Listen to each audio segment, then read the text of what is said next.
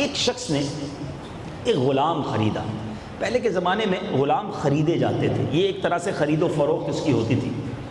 مگر وہ غلام بڑا عجیب تھا. کہتا ہے میرے آقا میں آپ کے ساتھ آنے کے لیے تو تیار ہوں، مگر میری 3 شرطیں ہیں، 3 کنڈیشنز ہیں.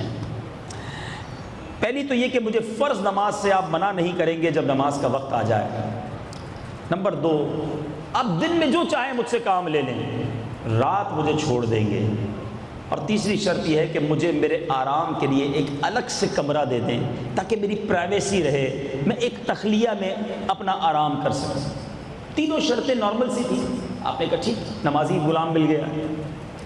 اب کیا ہوا؟ ایک کمرہ کا گھر میں بہت سارے کمرے کو پسند کر لو.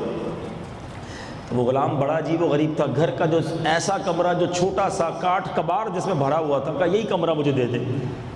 ایسا کمرہ کیوں پسند کیا؟ کہتا ہے میرے آقا آپ نہیں جانتے کہ ٹوٹا پھوٹا کمرہ بھی اللہ کی یاد اور اس کے ذکر سے باغ بن جاتا ہے. یاد رکھنے والی بات ہے. بڑے بڑے محل جہاں ذکر الہی نہ ہو وہ ویران ہو جاتے ہیں. گھر چھوٹا ہو، اللہ اور اس کے رسول کا ذکر کیا جائے، وہ باغ و بہار بن جاتا ہے. بہرحال اس غلام نے وہ کمرہ پسند کر لیا. آقا کی دن میں خدمت کرتا، رات کمرے میں چلا جاتا. ایک رات وہ آقا جو ہے وہ چلتے چلتے رات کسی کام سے اٹھا تو اس غلام کے کمرے کے پاس سے گزرا تو بڑا عجیب و غریب منظر دیکھا کہ غلام سر سجدے میں رکھے زارو کتار رو رہا ہے اور اللہ کی بارگاہ میں آہو زاری کے ساتھ مناجات کر رہا ہے. اے اللہ، تو نے مجھ پر میرے آقا کا حق رکھا ہے، دن میں مجھے اس کی خدمت کرنی پڑتی ہے. اگر یہ مصروفیت نہ ہوتی تو میرے مالک دن بھی تیری عبادت میں گزارتا، رات بھی تیرا سجدہ کرتا. اور آقا نے یہ بھی دیکھا کہ یہ غلام رو بھی رہا ہے اور اس کے سر سے لے کر آسمان تک نور کی گویا برسات ہو رہی ہے. کمرے کی چھت کھلی ہوئی ہے اور آسمان سے نور کی برسات ہو رہی ہے. اس آقا نے کیا کیا؟ اپنی زوجہ کو بلا کر لایا.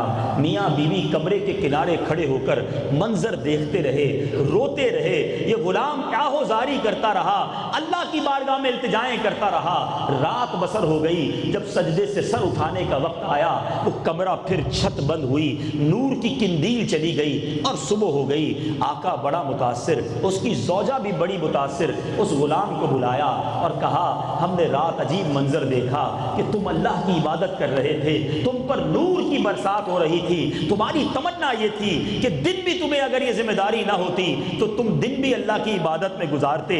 اے میرے بھائی، جاؤ، اللہ کی رضا کے لیے میں تمہیں ذمہ داری سے فارغ کرتا ہوں. دن بھی اپنے رب کی عبادت کرو، رات بھی اپنے رب کی عبادت کرو. اس آقا نے اس غلام کو فارغ کر دیا.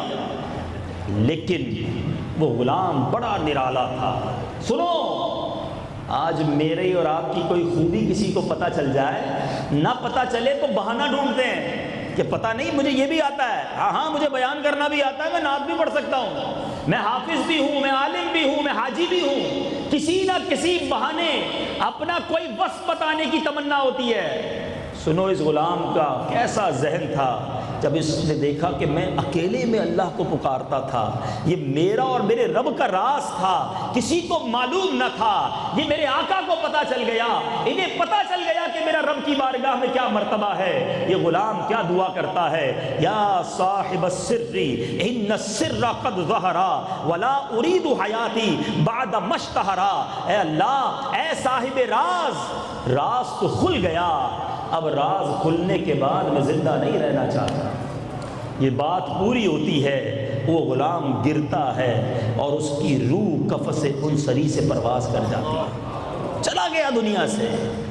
اے میرے میٹھے اسلامی بھائی، مگر ہمیں کیسا درس دے کر گیا. وہ غلام ہو کر رات بھر عبادت کرتا، ہم آزاد ہو کر رب کو یاد نہیں کرتے. وہ غریب ہو کر رات بھر سجدے کرتا، ہم خوشحال ہو کر نماز قضا کر دیتے ہیں.